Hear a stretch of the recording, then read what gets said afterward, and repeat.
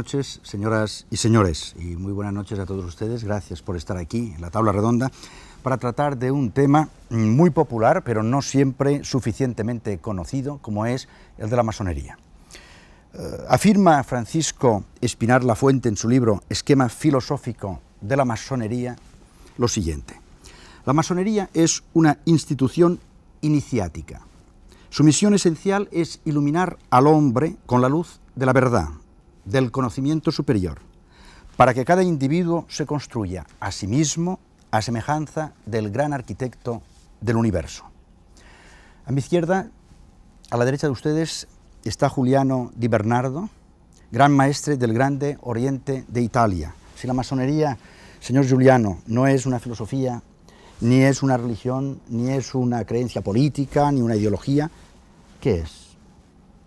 La masonería no es una religión. La masonería no es una religión, puesto que no tiene una doctrina de fe, no tiene dogmas, no tiene verdades reveladas. La masonería, sin embargo, adquiere ante todas las religiones el más amplio respeto. Por esta razón, la masonería está abierta a los hombres de todas las fes religiosas, desde los cristianos hasta los musulmanes y los judíos. La masonería no es una ideología política. La masonería no es una ideología política. Por tanto, la masonería no es un partido político. El nivel característico en el que se sitúa la masonería es el nivel moral, lo que significa que los masones, desde el punto de vista moral, contribuyen, colaboran con los políticos para la solución de los problemas humanos y sociales más importantes que hoy afectan al mundo, y lo hacen sin competir con los partidos políticos, sino dando sugerencias. La masonería, en cambio, es una filosofía práctica que trata del hombre, de su naturaleza y sus finalidades.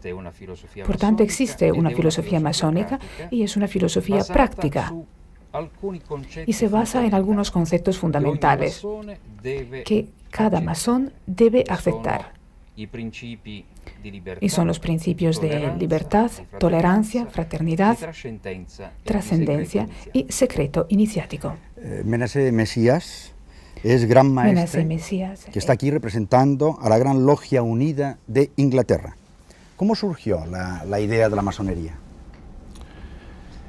Nosotros los masones en nuestros libros nos referimos mucho al templo del rey Salomón, y posiblemente haya surgido en los tiempos del rey Salomón, aunque no tenemos pruebas absolutamente sobre eso.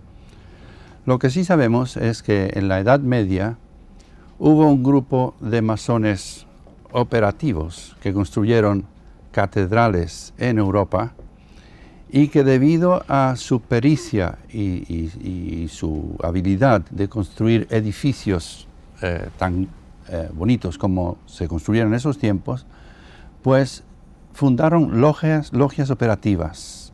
Y esas logias operativas tenían que proteger sus secretos de alguna forma, y lo hicieron dando sus secretos a los aprendices y a los maestros masones para que pudieran pasarlos sucesivamente a sus hijos.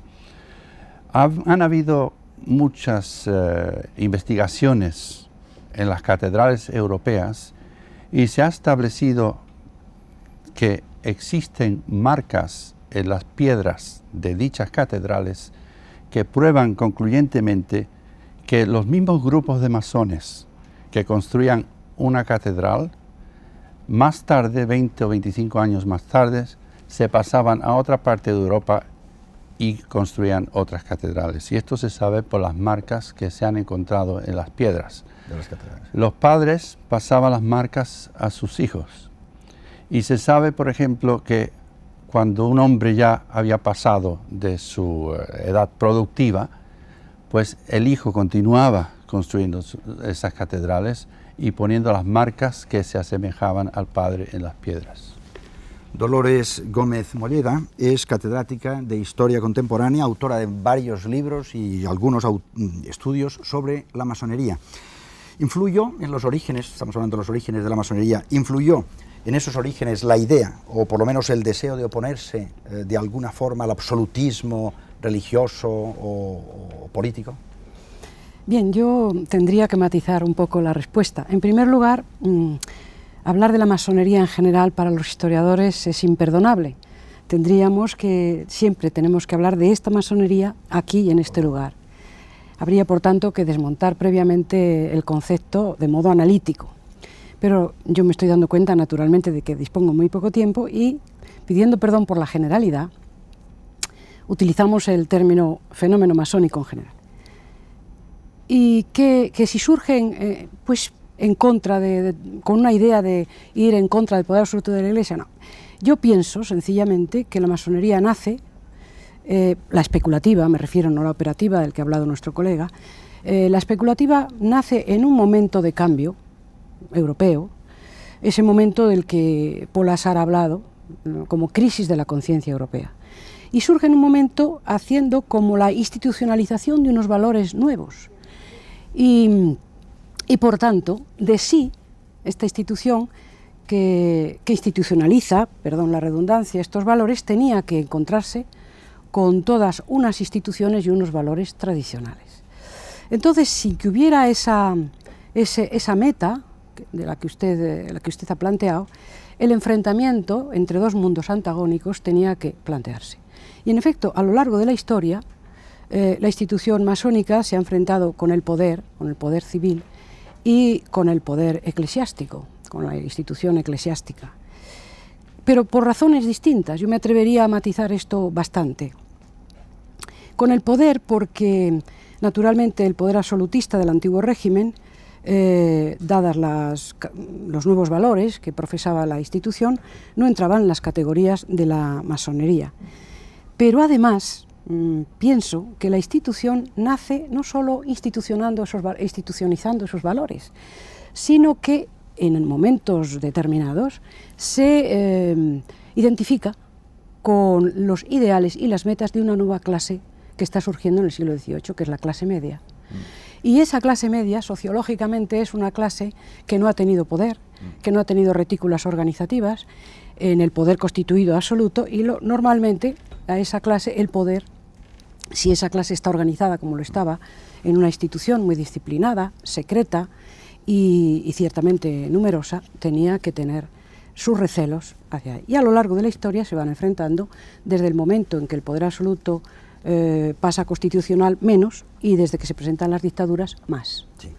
En relación con la Iglesia, también surge el enfrentamiento por razones más bien, primero también por razones de Estado, pero después también por razones religiosas y por unas políticas encontradas en relación con ese tema de la polémica ciencia-fe que se presenta en un determinado momento del siglo XIX, y con el apoyo que la institución masónica presta y apoya la idea laica. Bien, estos son unas reflexiones sobre la historia que nos ha hecho Dolores Gómez Molleda. Vamos ahora a preguntarle a Ricardo Noriega Salaverry, que es pasado o ex gran maestre de la Logia del Perú y secretario ejecutivo de la Confederación Masónica Interamericana. La pregunta ya es mucho más actual. ¿Para qué sirve la masonería? Es indudable de que estamos ante una orden, como lo ha explicado la profesora Dolores, a quien felicito, porque una mujer inteligente que estudie nuestra orden es de beneplácito para todos nosotros. Ella ha tocado un tema que es digno de relevarlo, el toque que usted preguntaba respecto a las relaciones Iglesia Católica con la masonería. Yo le voy a contar mi caso particular. En Perú, la gran mayoría somos católicos. Cuando en mi familia, sobre todo mi madre, se entera que iba a ingresar a la masonería, pensaba que íbamos a hacer una especie de contubernio con el diablo y que su hijo mayor iba a protagonizar ese contubernio. Acucioso, porque era un maestro el que me invitaba a la orden, comencé a profundizar este estudio. Y como este es un programa breve, también seré breve. En esta curiosidad llegué a una conclusión: el porqué de este enfrentamiento totalmente injusto, diría yo, no por parte de la masonería, sino de la Iglesia Católica, sino por parte de la historia. Nosotros en América Latina teníamos un poder godo, un poder español, que durante muchos años estuvo bajo un gobierno que representaba en cierto momento la antítesis a la tesis masónica de libertad, igualdad y fraternidad. El virrey, representante del rey, lanzaba sus edictos o resoluciones y tenía en la oreja a un obispo que le decía lo que tenía que firmar. Ello representó indudablemente, sean buenas o sean malas las decisiones, no quiero entrar en ese tema, la antítesis de la masonería a la tesis del poder virreinal gobernante en ese momento. Y a eso nos referimos, que en las logias lautarinas, en las logias masónicas, que explicaba el gran representante de la Gran Logia Unida de Inglaterra, se confabulaba contra ese poder injusto. Se hablaba en el secreto masónico de libertad, igualdad y fraternidad. Indudablemente tocábamos un terreno que era la antítesis a esa libertad. Enhorabuena, que ahora como católico le digo a mi madre, no hago pacto con el diablo. Ella está muy contenta de que siga siendo católico y masón. Como lo dijo el gran maestro del Gran Oriente de Italia, no somos una religión. Nos damos el abrazo fraterno todos los que creemos en un ser supremo y en la inmortalidad del alma. Y ahora, en breves palabras, ¿para qué sirve? Sirve para eso, para esclarecer lo que nosotros tenemos como motivación básica, el dominio moral sobre sí mismo. Ese dominio moral sobre lo que representa el estudio filosófico de esta orden de constructores antiguos y ahora de libertarios modernos. Y ahora, más datos sobre la historia de la masonería. La masonería actual tiene sus orígenes en la masonería operativa, integrada por los gremios de constructores que en la Edad Media fueron los que edificaron las catedrales que hoy vemos en toda Europa. Esta masonería operativa estableció como una de sus normas que sus miembros no podían participar en las luchas políticas y religiosas que producían las guerras que durante toda la Edad Media asolaron el territorio europeo. En el siglo XVII, la masonería estaba a punto de desaparecer, pero en Inglaterra esta institución decidió aceptar miembros honorarios cuya ocupación principal no era la construcción. Los llamaron masones aceptados y eran hombres interesados por la base moral, el simbolismo, la generosidad y la fraternidad que regían a la institución. Transformada la masonería operativa en especulativa, se fundó en 1717 en Londres la primera gran logia, y de ella derivan todas las otras grandes logias que forman la actual masonería mundial. Masones han sido, entre otros muchos, Sir Baden-Powell, fundador de los Boy Scouts, Henry Dunant, promotor de la Cruz Roja, Neil Armstrong, el primer hombre que puso su pie en la Luna, libertadores de naciones como Francisco de Miranda, Simón Bolívar, San Martín, O'Higgins, Benito Juárez, José Martí, José Rizal, Benjamin Franklin, Garibaldi, Lafayette, una larga lista de presidentes de los Estados Unidos de América, entre ellos Washington, Lincoln, Roosevelt, Truman, etc. Científicos como Ramón y Cajal, el doctor Fleming, inventor de la penicilina, músicos como Mozart, Beethoven, Haydn, Sibelius, etc. Luis Salat, a quien ustedes han visto ya ahora en las imágenes, es gran maestre de la Gran Logia de España, y como continuación de lo que usted nos estaba explicando ahora hace unos segundos, podríamos hablar un poco sobre esa leyenda negra que se ha cernido muchas veces sobre la masonería. Sí. ¿Qué habría que decir de esto? Esto es una cosa que yo creo que es muy sencilla de explicar. Esta leyenda negra, en primer lugar, se ha cernido sobre la masonería de determinados países, porque hay muchos países que la masonería, desde que se fundó y desde que empezó, ha sido respetada y ha sido aceptada, y nadie le ha puesto ninguna leyenda negra. ¿A dónde le han puesto una leyenda negra?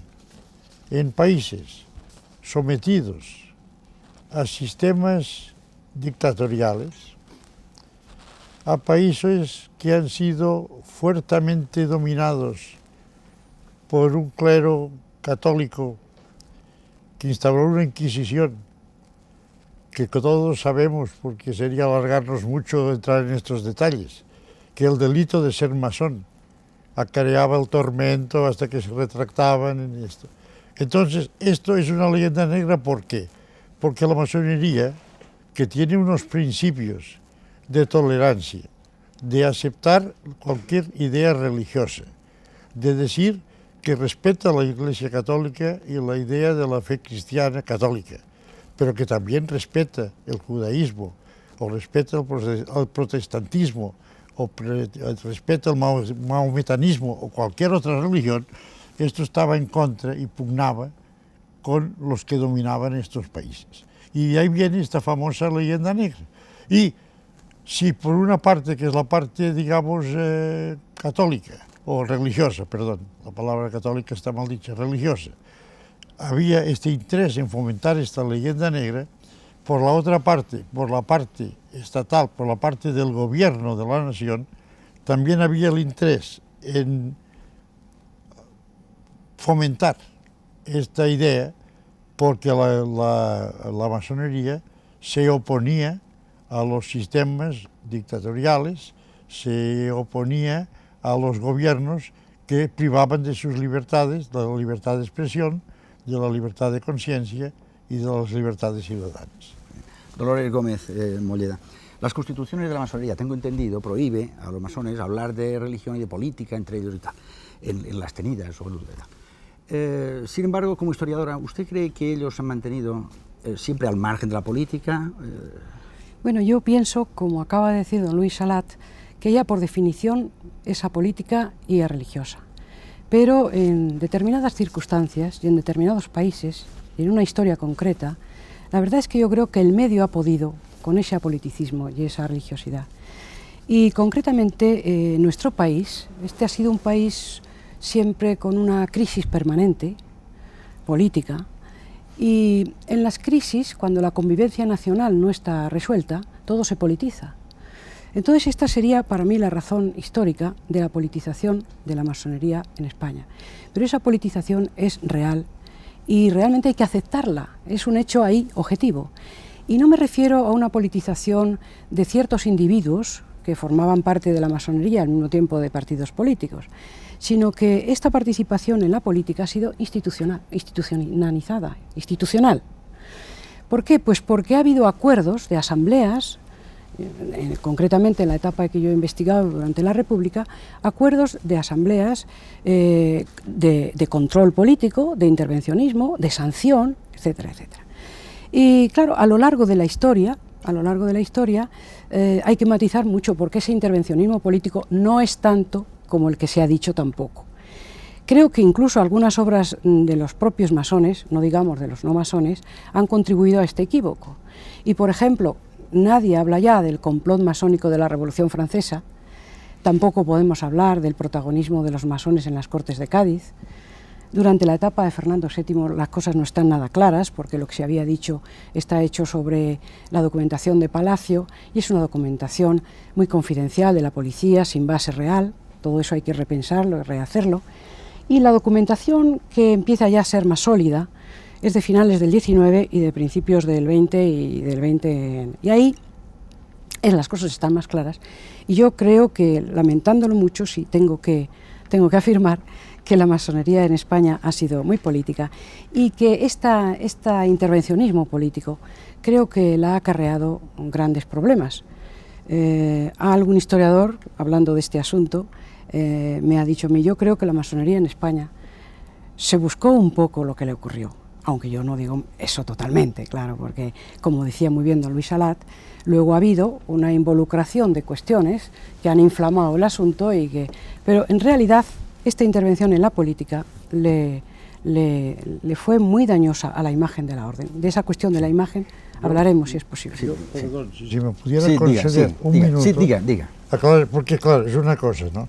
Lo que dice nuestra amiga historiadora es cierto que la masonería en España, hablamos de España, España, sí, sí. hacía política, intervenía en cuestiones políticas y hacía toda esta actuación. Esto es cierto. Yo entré a la masonería en España en 1935 y desde el día siguiente que entré a la masonería me vi involucrado y entré por cuestiones políticas prácticamente. ¿No? Pero esto es un caso particular. Claro.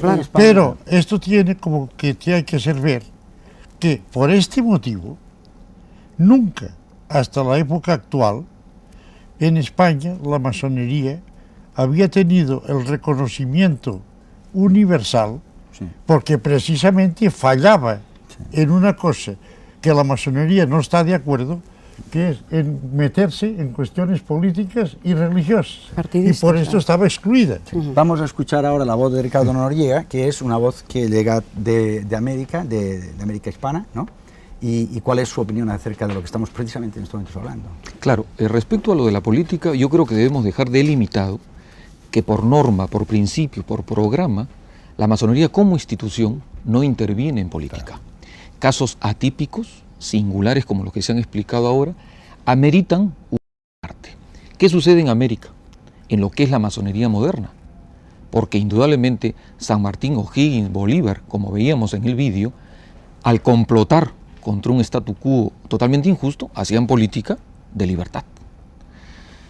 A nosotros nos toca, en mi calidad de gran secretario ejecutivo de la Confederación Masónica Interamericana, coordinar la masonería de 57 grandes logias, 21 países, desde México hasta Chile y Argentina.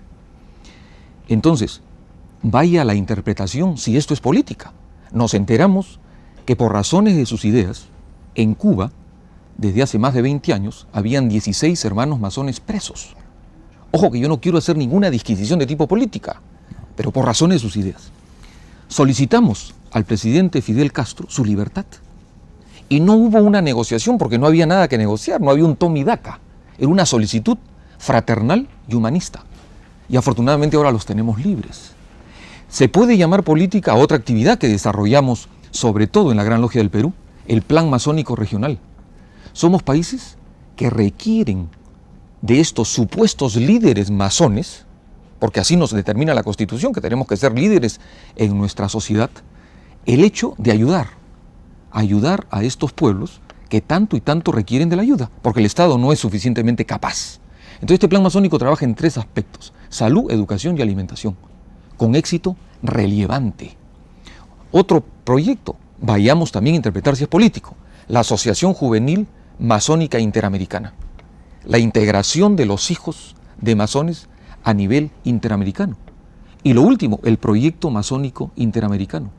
Si bien es cierto, la masonería como institución está vedada de ser política, pero no podemos negar que la inquietud de esta orden es preparar a sus hombres para que intervengan en diferentes esferas según su capacidad para hacer política. No es la masonería, sino es el masón individual que la realiza. Giuliano Di Bernardo, si los masones, como reiteradamente se afirma, no son un grupo de presión, ¿cómo realmente quieren cambiar la sociedad? ¿Solamente con esas fórmulas que acabamos de escuchar ahora? La masonería no es un grupo de presión. La masonería no es un grupo de presión. Si en el pasado la masonería se ocupó de política, es porque aún no existían los partidos políticos tal como los concebimos hoy. Por tanto, se ha asumido la carga de actuar a nivel social para solucionar problemas, incluso políticos. Hoy que existen los partidos políticos y que desempeñan bien sus tareas sociales, la masonería por fin puede volver a ocuparse del plano moral e iniciático. Pero ¿de qué forma la masonería contribuye hoy para el cambio de la sociedad y del mundo? En primer lugar, tal como dije anteriormente, la masonería es una concepción del hombre. Es masón el hombre que se inspira en los conceptos de libertad, tolerancia, fraternidad y de trascendencia, siguiendo la vía iniciática, típicamente de la masona. Vía iniciática hablaremos más tarde. No cabe duda, sin embargo, de que la masonería, al ser una concepción del hombre, cree en un ser supremo. Por tanto, en la masonería no puede existir ateísmo y materialismo. Pero la masonería se ocupa sobre todo del principio de libertad. Podría casi enunciar una ley, una ecuación entre masonería y libertad. La masonería nace y se desarrolla cuando existe la libertad. Cuando la libertad no existe, la masonería está obligada a ir al sueño, como decimos nosotros. Y esta ley la podemos encontrar en todos los contextos históricos, recientes y menos recientes. Pensemos en el nazismo, en el fascismo, en el franquismo. Pensemos también en el comunismo que ahora se está derrumbando. En los países del este, en la Unión Soviética, hoy cae la dictadura y vuelve a nacer la masonería. De hecho, la masonería ya ha vuelto a nacer en Yugoslavia, en Checoslovaquia, en Hungría, en Rumanía y dentro de poco tiempo volverá a nacer también en la Unión Soviética. Por tanto, los que afirman que hoy el papel de la masonería se ha agotado, en el sentido de que nosotros los masones sí representamos una tradición importante, pero que se refiere al pasado, se equivocan. El papel de la masonería hoy es más importante del que desempeñó Como ustedes saben, antaño. los masones se rodean de objetos simbólicos, dotados de gran fuerza simbólica. Recordemos algunos ahora. La masonería parte, una vez más, del arte de los constructores de catedrales para representar simbólicamente la finalidad de su causa. Las herramientas y otros utensilios de trabajo de los antiguos canteros y talladores de la piedra constituyen la panoplia básica de símbolos que han de expresar conceptos sublimes y, en algunos casos, metafísicos. Algunos de los más ilustrativos son el triángulo, figura simbólica por excelencia de la masonería. Se le denomina delta y es el símbolo de la divinidad y de la naturaleza. Representa la unidad trina y los tres reinos. Se trata de un triángulo equilátero cuyos lados se identifican con libertad, igualdad y fraternidad. El compás, que representa la justicia con que deben ser medidos los actos de los hombres, es el emblema más representativo del grado de maestro. La escuadra, símbolo de la rectitud y constituye la joya del venerable maestro, ya que éste debe ser el masón más recto y justo de la logia. El nivel, signo de la igualdad y base de la democracia, distintivo del primer vigilante. La plomada representa la verticalidad jerárquica, también el aplomo, la rectitud y el equilibrio. Es el emblema del segundo vigilante. El mallete o martillo de desbastar la piedra es el símbolo de la actividad, de la voluntad activa y corresponde al venerable y a los dos vigilantes para que, por medio de sus golpes, dirijan los trabajos de los hermanos. El cincel es el punzón usado para esculpir la piedra, simboliza las ventajas de la educación, del esfuerzo de moldear el espíritu. La Biblia, libro sagrado que simboliza la revelación divina. En las ceremonias se le presenta abierto por la primera página del Evangelio de San Juan. Otros símbolos forman parte del atuendo que los miembros masones utilizan en sus ceremonias. El más característico es el mandil. Este delantal era habitual en los artesanos y obreros de la construcción. Los mandiles están decorados según el grado que ostenta quien lo lleva. El de aprendiz es blanco de piel de cordero con una vuelta angular hacia arriba. Los guantes blancos simbolizan unas manos limpias de sangre y de pecado. El collar prende la insignia de cargo del masón que la ostenta. También el templo masónico responde en su configuración a un concepto sublime, representado por un conjunto de símbolos. En primer lugar, el templo pretende ser una representación material de la idea suprema, es decir, el templo del universo, diseñado y construido por el gran arquitecto. La bóveda celeste suele estar representada en el techo, conmemora al universo. El templo masónico ideal es el de Salomón. 2 columnas franquean la única puerta del recinto, cada una con una letra, la J y la B, respectivamente, iniciales de Jaquín y de Boaz, los 2 nombres bíblicos citados en el libro primero de los Reyes. También representan las columnas de Hércules. El suelo está cubierto por un mosaico de ajedrez que representa al bien y al mal, la luz y las tinieblas, el encuentro de los contrarios. Otras 3 columnas representan las 3 luces. Estas columnas son móviles y su colocación depende de la ceremonia que se esté celebrando. Algunas figuras mitológicas griegas suelen adornar el templo masónico, pero no siempre. Este es el caso de Hércules, que representa la fuerza, la actividad, la omnipotencia. Afrodita, símbolo de la belleza, la armonía y el amor, la omnipresencia. Y Minerva, que representa la sabiduría y la verdad, la omnisciencia. La letra G también está presente en los templos. Es la letra sagrada escrita en el centro de la escuadra. Es la inicial de la palabra de Dios en inglés y de las palabras geometría, gnosis, genio y gravitación. La estrella de 5 puntas es el símbolo del hombre desde la escuela pitagórica. La cadena y la cuerda entrelazada simbolizan la unión y la fraternidad que, junto con la granada, completan las representaciones del esfuerzo común. La piedra bruta simboliza el espíritu no iluminado y la piedra cúbica el espíritu del hombre tallado por la verdad de la iniciación y la revelación. Otros muchos símbolos, así como el uso que se haga de todos ellos, junto con los signos, toques y palabras, configuran la capa externa del universo iniciático y esotérico de la masonería. Menace Mesías, uno de los símbolos más importantes es el del gran arquitecto del universo, de alguna forma supongo que refiriéndose al creador. ¿Qué quieren ustedes explicar con este concepto de gran arquitecto del universo? Bueno, primeramente debo de decir que la masonería era un movimiento cristiano antiguamente y gracias a la tolerancia de los cristianos hacia las otras religiones reconocidas, evolucionó la masonería de tal forma que tanto los rituales como las ceremonias se adaptaron para que pudieran unirse a las filas masónicas a aquellos que no eran cristianos. Por consiguiente, hay muchos términos en nuestros rituales que pueden ser interpretados por diferentes religiones por igual, y el arquitecto del universo, a mi juicio, es una forma idónea para que los judíos, los cristianos, los musulmanes y todos los que profesen una religión monoteísta puedan asistir a una tenida masónica y no ofenderse si se menciona el nombre de uno de los dioses o el nombre que le dan ellos a sus dioses.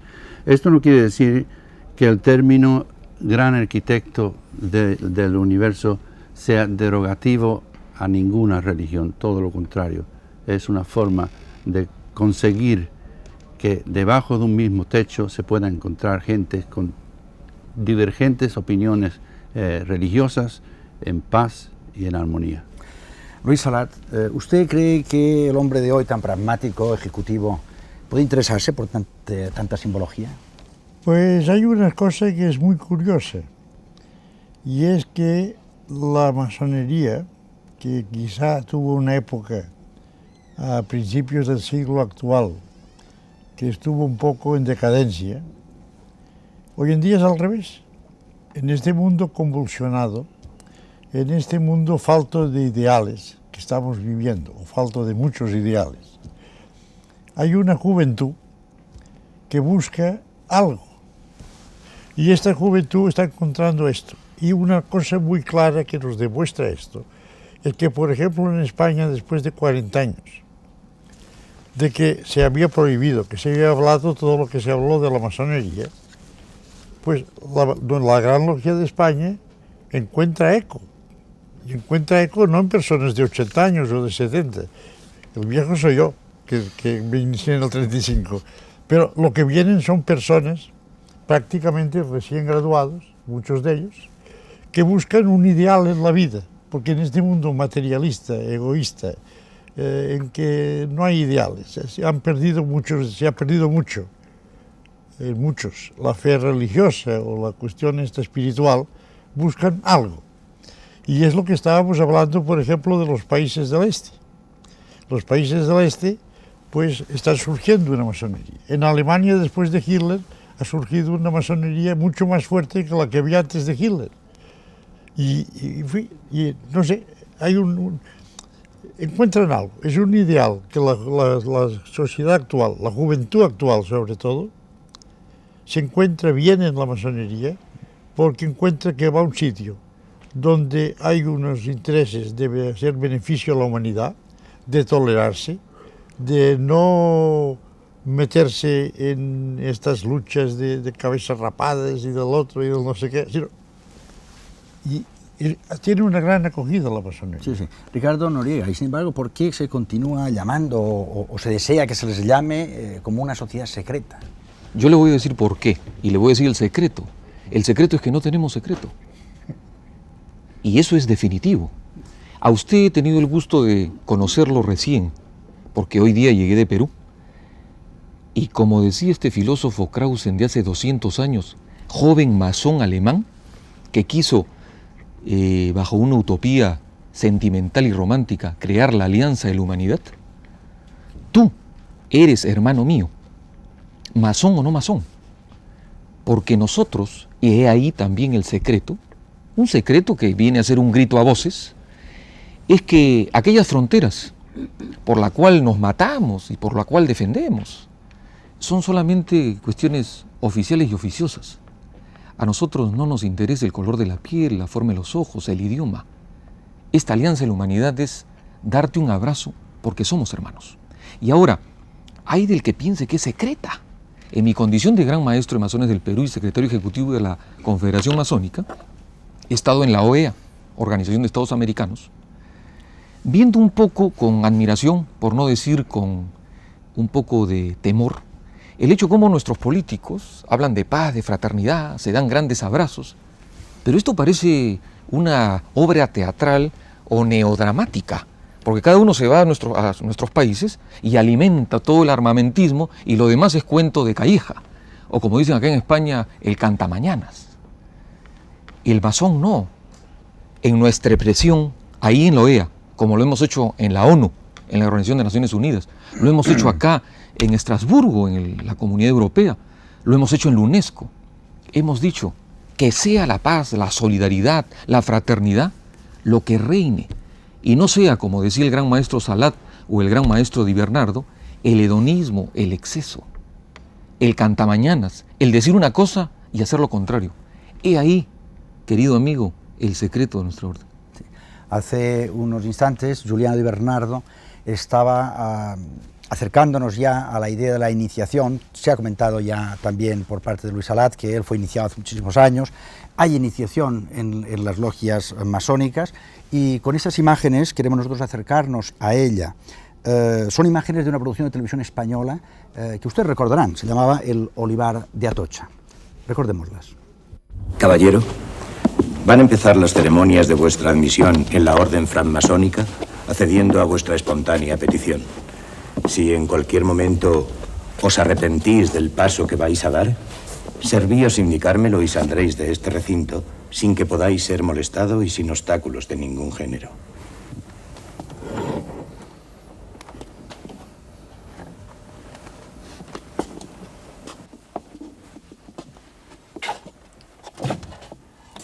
Fijaréis vuestra atención sobre las inscripciones que encontréis en los muros de este recinto y sobre los objetos que os rodean. Reflexionad sobre ellos y luego contestad por escrito a las preguntas consignadas en los papeles que hay sobre la mesa. Me voy a retirar con el objeto de dejaros en la soledad para que meditéis con serenidad sobre el importante paso que vais a dar. Venerable maestro, a la puerta del templo llaman profanamente. Ved quién llama de ese modo. ¿Quién va? Soy el hermano experto que conduce a un profano, el cual desea penetrar en nuestros augustos misterios. Decidle al que conducís que se retire, que para nada le necesitamos. Insiste en entrar y pretende que le abráis las puertas del templo. ¿En qué funda su insistencia y sus pretensiones? En que es hombre libre, honrado y de buenas costumbres. ¿Quién responde de él? Yo, que soy su conductor y que conozco sus buenas condiciones. Hermano secretario, ¿es este el profano que esperábamos? Sí, venerable maestro. Dadle entrada. ¿Os encontráis con el valor suficiente para arrostrar la muerte si fuera preciso, antes de abjurar de las ideas de progreso y libertad sustentadas por la francmasonería? Sí. Profano, ¿qué solicitáis de nosotros? Luz. Pueblo masónico, Como soberano que sois, ¿qué pedís para el profano? Luz. La luz le será dada al tercer golpe de mallete que parta del oriente.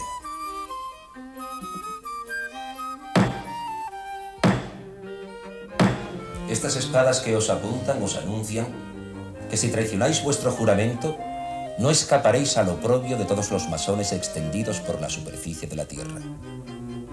Pero también os anuncio que si os mantenéis fiel a vuestros principios, todos volarán en vuestra ayuda en caso de peligro. Hermanos, retirad las espadas. ¿Os ratificáis en la promesa que antes os he leído? Me ratifico. Si así lo hacéis, que el gran arquitecto del universo y la orden os lo premien. Y si no, os lo demanden. Formemos la cadena de unión.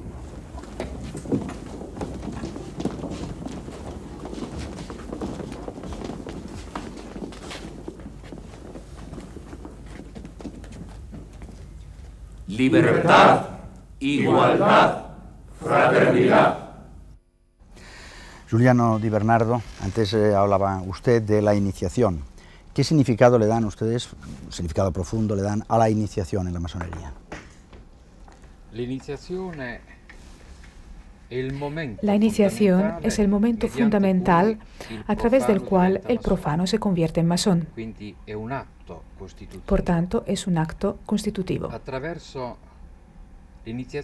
través de la iniciación, el profano adquiere una nueva dimensión, que es precisamente la dimensión masónica, una dimensión que nunca podrá rechazar. Si un día no comparte ya los principios de la masonería, puede entrar en el sueño, pero seguirá siendo masón y lo seguirá siendo hasta su muerte. Por tanto, la iniciación en la masonería puede corresponder al bautizo en la religión cristiana. Se adquiere una calidad que solo la muerte puede quitar. Por tanto, es muy importante el acto de la iniciación.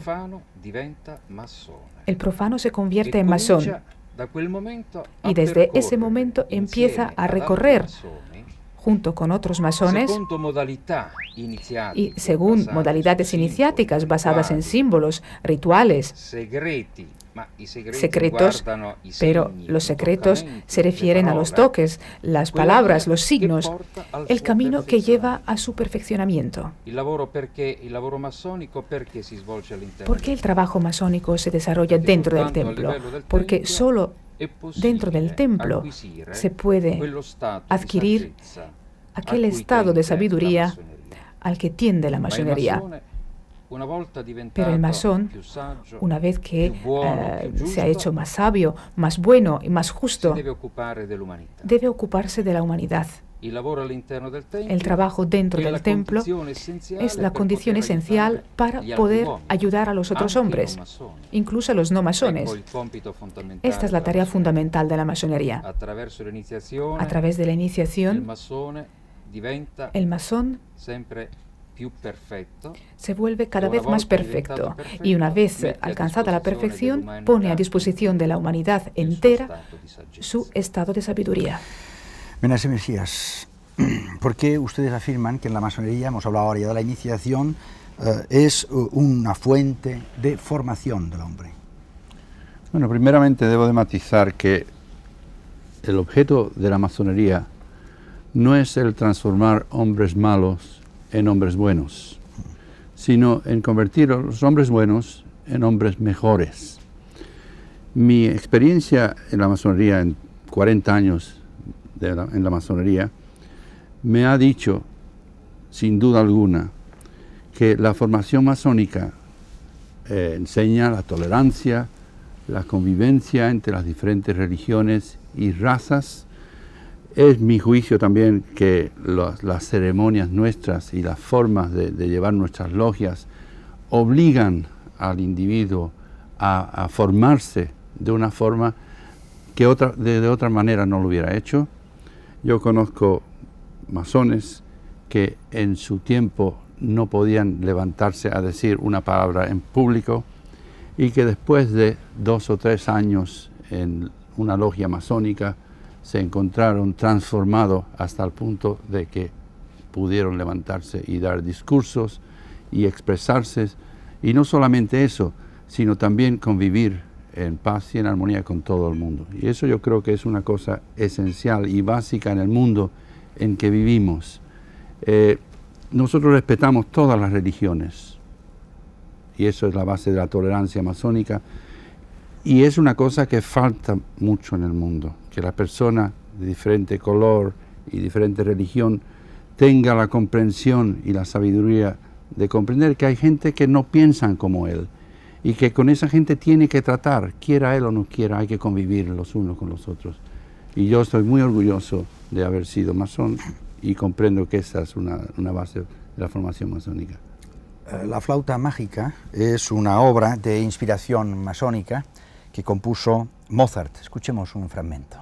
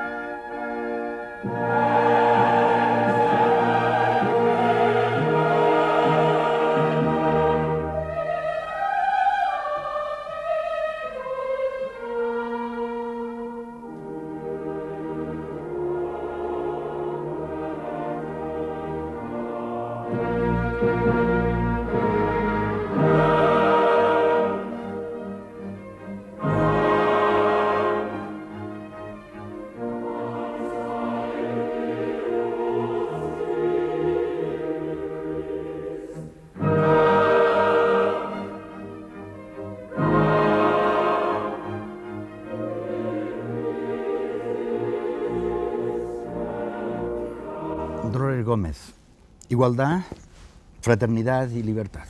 3 grandes principios y 3 grandes conceptos.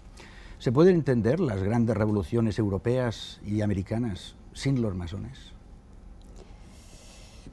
Bueno, yo, de modo general, y también pidiendo perdón por esta generalidad, creo que ese elemento mesocrático del que aludí al principio, que era el protagonista de las revoluciones burguesas, utilizó a la institución masónica en determinados países, España, Francia, Italia, bien lo sabemos los que estamos aquí, como instrumento.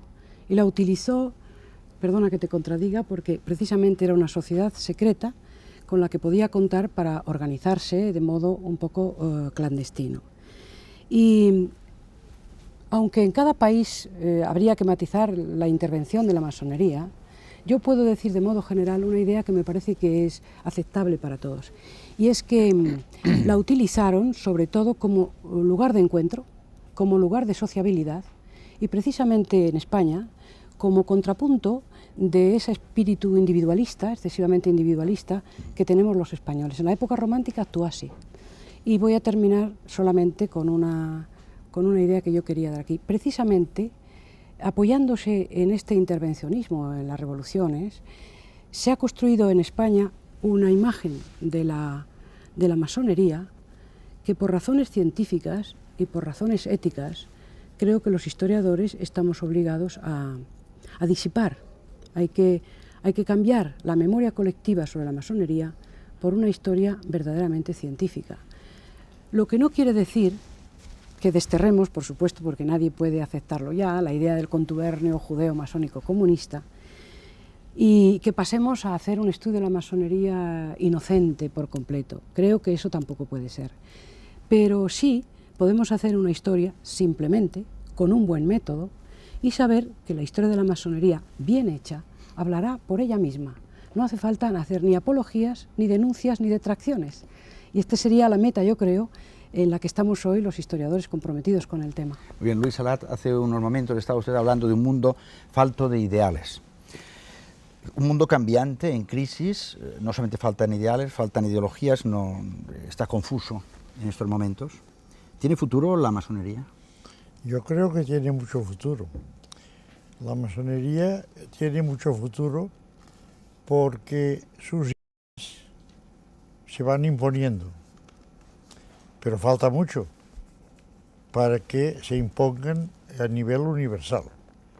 Es decir, todas estas cosas que hoy en día nos parecen normales, como puede ser una comunidad europea, todas estas cosas en definitiva no son más que principios masónicos, que es coordinar, como decía el hermano Masías, las personas de diversas nacionalidades, de diversas creencias religiosas, de diversas razas, a entenderse, que deben entenderse, que son hermanos y que deben trabajar por una cosa que es muy sencilla, por el bien de la humanidad.